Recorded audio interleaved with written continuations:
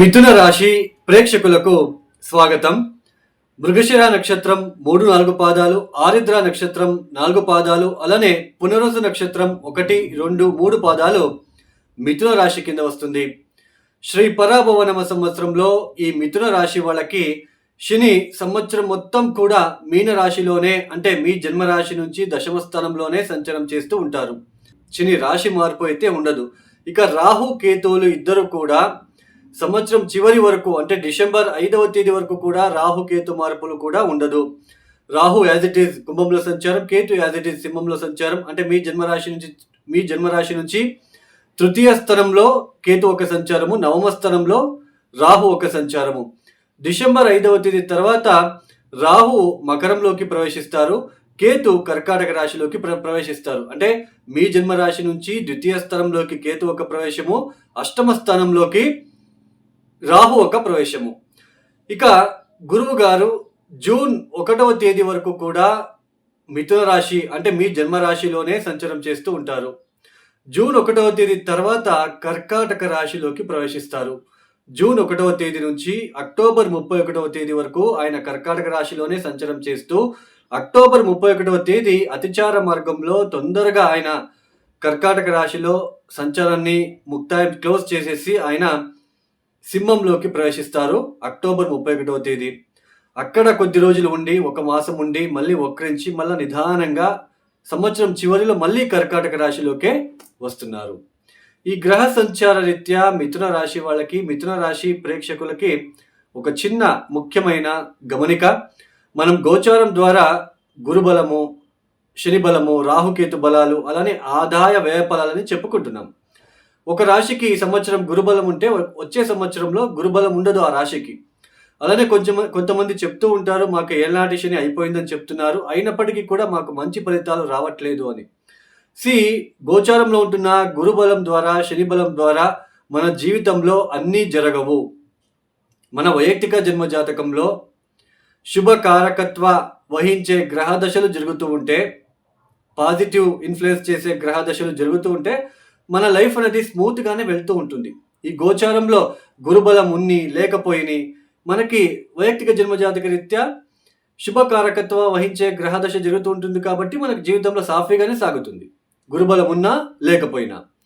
అదే మన వైయక్తిక జన్మజాతక రీత్యా పాప గ్రహాల దశాభుక్తి జరుగుతూ ఉన్నప్పుడు మనము చాలా తీవ్రమైన ఇబ్బందులు పడుతూ, ఆ మ్యారేజ్లో కావచ్చు, లేదా జాబ్లో కావచ్చు, ఏదో తెలియని ఆ దశభుక్తికి తగ్గట్టుగా ఇబ్బందులు పడుతూ వెళ్తూ ఉంటాం.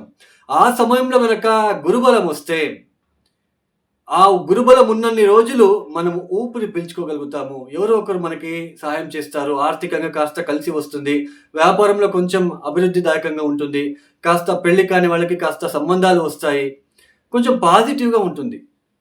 అంటే వైయక్తిక జన్మజాతక రీత్యా ఏది జరుగుతుందో అది చాలా ఇంపార్టెంటు. ఆ సమయంలో గురుబలం ఉన్నా లేకపోయినా ఆ దశాభుక్తికి తగ్గట్టు మనము ఫలితాలు అందుకుంటూ ఉంటాం. ఆ సమయంలో గురుబలం వస్తే కాస్త ఊపిరి పీల్చుకుంటాము. అంటే ఎండాకాలంలో వర్షం వచ్చినట్టుగా, అంటే గురుబలము శని బలం వల్లనే మన జీవితంలో అన్నీ జరగవు. బాగా గుర్తుపెట్టుకోండి, ఇది వాస్తవం. అలానే ఈ గోచారం ద్వారా మీరు చూస్తూ ఉంటారు, ఈ రాశి వాళ్ళకి విపరీత రాజయోగము కలుగుతుంది ఈ సంవత్సరము, లేదా ఈ మాసము, లేదా గజకేసరి యోగం పట్టబోతుంది ఈ ఒక మాసంలో. గోచారంలో ఇలాంటివి వర్తించవు, అప్లికేబుల్గా ఉండవు. మన వైయక్తిక జన్మజాతక రీత్యా అలాంటి యోగాలు కనుక ఉంటే వాళ్ళు మనకి ఆ సమయంలో ఆ దశభుక్తులు ఏర్పడినప్పుడు ఫలితాలు వస్తాయి. ఆ సమయంలో గజకేసరి యోగం కూడా 100 మందిలో ఒకరికి మాత్రమే ఉంటుంది. శుక్రమహాదశ యోగిస్తుంది అంటుంటారు. శుక్రమహాదశ అందరికీ యోగించదండి, 20% మందికే యోగిస్తుంది. చాలా వాస్తవాన్ని అర్థం చేసుకోండి. జ్యోతిష శాస్త్రం చాలా సత్యం, ట్రూ. బట్ కర్మ నుంచి తొందరగా బయటపడాలి అనేది మాత్రం జ్యోతిష శాస్త్రంలో లేదు. శ్రీ పరాభవనమ సంవత్సరంలో మిథున రాశి వాళ్ళకి ముఖ్యంగా జన్మరాశిలో గురువు, దశమాధిపతి అయిన సప్తమాధిపతి అయిన గురువు జన్మరాశిలో సంచారం అనేది జూన్ 1వ తేదీ వరకు ఉంటుంది. జూన్ 1వ తేదీ వరకు ఉన్న ఈ కాలం అంతా మీరు ఆల్రెడీ చూస్తున్నారు, జన్మరాశిలోకి వచ్చి ఆల్రెడీ దాదాపు 6 మంత్స్ అవుతా ఉంది. ఆదాయం విషయంలో అయితే పెద్దగా మీకు మార్పులు అయితే కనిపించట్లేదు. అది మీరు ఆల్రెడీ చూస్తున్నారు. అలానే సరైన నిర్ణయాలు తీసుకోలేకపోవడం అనేది కనిపిస్తూ ఉంటుంది. ఈ సమయంలో మీరు చూస్తూ ఉంటారు. అంటే సరైన డిసిషన్ మేకింగ్ కరెక్ట్‌గా ఉండదు. ఇతరుల పైన ఆధారపడి ఉంటారు. ఉద్యోగ విషయాలలో పెద్దగా అభివృద్ధి లేకుండా, ఆ వ్యాపార అభివృద్ధి లేకుండా, సరైన ఆదాయ మార్గాలు లేకుండా గందరగోళ పరిస్థితులు. ఒక పక్క సంబంధాలు వెతుకుతూ ఉంటారు. ఆ సంబంధాలు మీకు సరిగ్గా అక్కడికక్కడే బ్రేక్ అవ్వడము, ఆ సంబంధాలు దూరం అయిపోవడము, సంబంధాలొస్తాయి. మ్యారేజ్ ప్రపోజల్ వస్తుంది. బట్ ఆటంకాలు. పెళ్లి కాకుండా ఇబ్బందులు పడుతూ ఉంటారు. ఉద్యోగరీత్యా కూడా ఏదో తెలియని పని భారము, ల్యాక్ ఆఫ్ కాన్ఫిడెన్స్ తగ్గడము, అంటే ఆత్మవిశ్వాసం లేకుండా ఉండడము లాంటిది మీరు చూస్తూ ఉంటారు. ఇలా చూస్తూ ఉన్న సమయంలో ఒకవేళ మీ జన్మజాతక రీత్యా మంచి గ్రహ దశాభుక్తి జరుగుతూ ఉంటే మీరేం పెద్దగా ఇలాంటివి ఇబ్బంది పడి ఉండరు.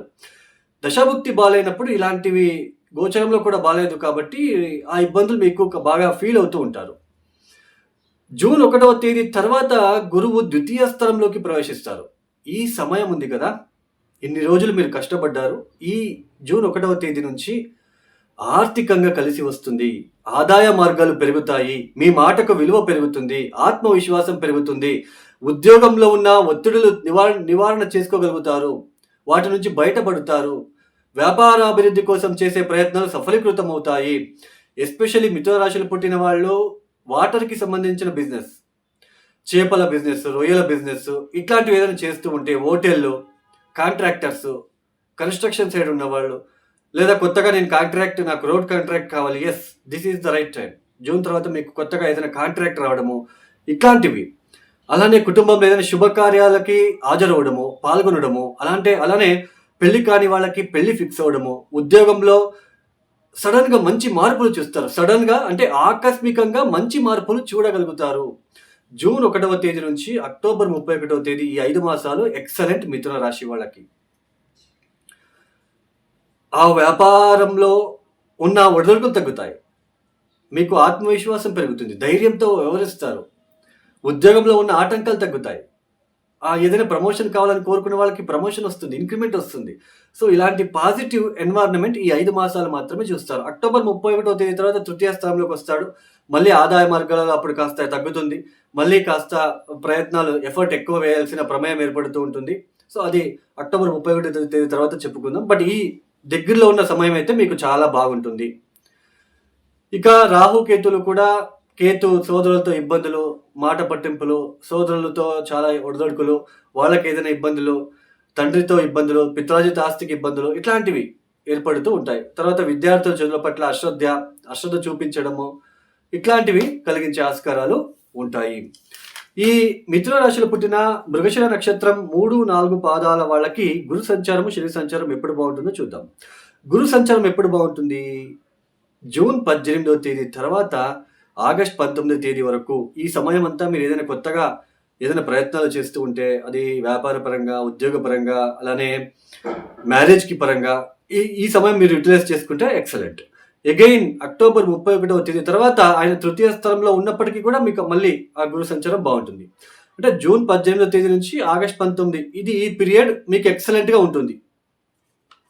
ఇక శని సంచారం ఎప్పుడు బాగుంటుంది? మే 17 వరకు మాత్రమే బాగుంటుంది. మే 17 దాటిన తర్వాత కాస్త కొద్ది రోజులు, అంటే ఈ జూన్ 18వ తేదీ వరకు, మే, జూన్ ఈ సమయంలో ఉద్యోగంలో మేజర్‌గా డిసిషన్స్ తీసుకోకండి. ఇక ఆరిద్ర నక్షత్రం జాతకులకు గురు సంచారము ఈవెన్ జన్మరాశిలో సంచారం చేస్తున్నప్పటికీ మార్చ్, ఏప్రిల్, మే, జూన్ 18వ తేదీ వరకు కూడా, జూన్ 1వ తేదీ వరకు జన్మరాశిలో, జూన్ 1వ తేదీ ఆయన పునర్వసు నక్షత్రం 4వ పాదం కర్కాటక రాశిలోకి ప్రవేశిస్తారు. అంటే మార్చ్, ఏప్రిల్, మే ఈ సమయం అంతా కూడా ఆరిద్ర నక్షత్రం వాళ్ళకి గురువు నుంచి పెద్దగా డిస్టర్బెన్సెస్ అయితే ఉండదు. అలానే ఆశ్లేష నక్షత్రంలో సంచారం చేసే సమయం ఆగస్ట్ 19వ తేదీ తర్వాత మళ్ళీ గురు సంచారం మీకు అనుకూలిస్తుంది. ఎక్సలెంట్‌గా ఉంటుంది. శని సంచారం ఎప్పుడు బాగుంటుంది? మే 17 దాటిన తర్వాత శని సంచారం అనుకూలిస్తుంది. ఇక పునర్వసు నక్షత్రం 1, 2, 3 పాదాల జాతకులకు ఎప్పుడు బాగుంటుంది? జూన్ 18 నుంచి ఆగస్ట్ 19 ఎక్సలెంట్. మళ్ళీ అక్టోబర్ 31వ తేదీ నుంచి ఎక్సలెంట్‌గా ఉంటుంది. ఈ సమయంలో మేజర్‌గా మీరు ఏదైనా చేసుకోవచ్చు. శని సంచారం ఎప్పుడు బాగుంటుంది? మే 17 వరకు మాత్రమే మంచి ఫలితాలు కలిగిస్తుంది. ఈ మిథున రాశిలో పుట్టిన ప్రతి నక్షత్రం వాళ్ళు, స్త్రీ పురుషులు కూడా ప్రతిరోజు మృత్యుంజయ మంత్రం చదువుకోవడము, శివ సహస్రనామం చదువుకోవడము, దత్తాత్రేయ, శ్రీపాద, శ్రీవల్లభ దివ్య చరితామృతం చదువుకోవడము మంచి ఫలితాలు ఇంకా మంచి మీకు క్రియేట్ చేస్తుంది. ఇక ఎవరైతే ఈ వీడియో చూస్తున్నారో లైక్ చేయండి, షేర్ చేయండి, సబ్స్క్రైబ్ చేసుకోండి. సర్వే జనం సుఖినో భవంతు. ధన్యవాదములు. జై శ్రీరామ్.